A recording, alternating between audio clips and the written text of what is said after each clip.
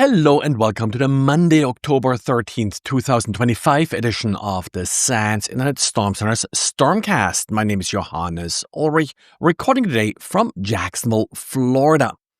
And this episode is brought to you by the SANS.edu Graduate Certificate Program in Cloud Security. Oracle eBusiness Suite users, be aware there is yet another update for you to apply. This update was released on Sunday, and it doesn't state in Oracle's notice whether or not this particular vulnerability is already being exploited. It's only an information leakage vulnerability, so an unauthenticated user may have access to information that they're not supposed to have access to. However, given that there's really no statement whether or not it's being exploited, it's released on a Sunday, it's released just a week after we had that major already exploited vulnerability, and it's about a week before the normal Oracle critical patch update, the quarterly update they're releasing for all of their products.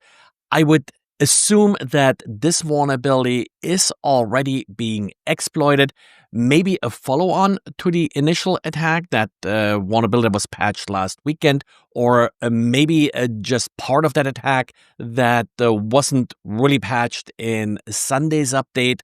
Not much here from Oracle to go by other than conjecture, and I would err on the side of caution in the sense that you probably want to apply this patch as soon as possible before the critical patch update for the quarter comes out in a week, just so you got it off your plate and then can focus on whatever that critical patch update fixes. But yeah, really not a lot to go by here from Oracle's side, so really just making some assumptions here.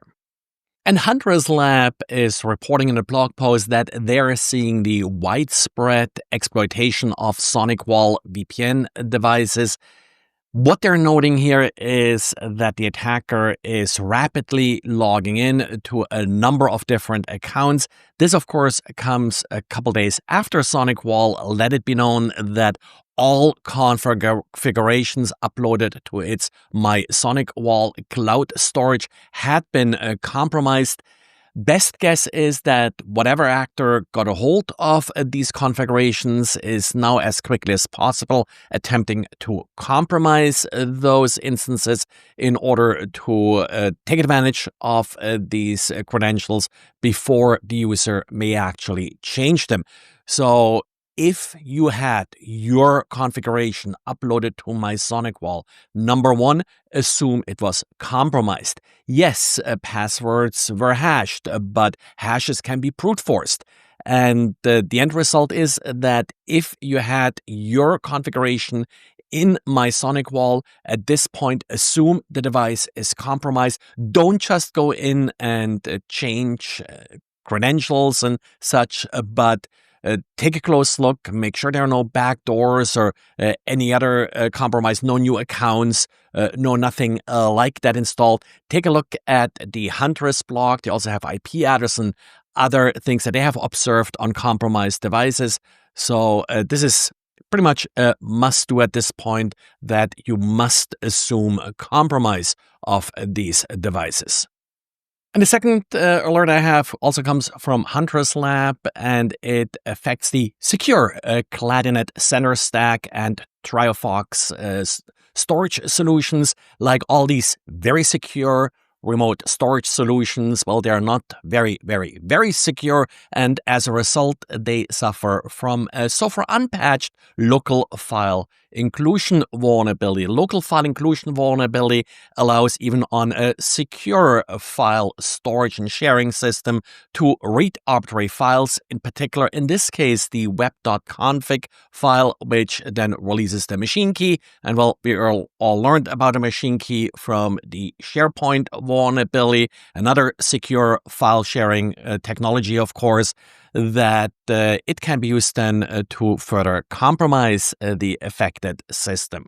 No patch available, so see what you can do with respect to any configuration changes, and as usual, assume compromise.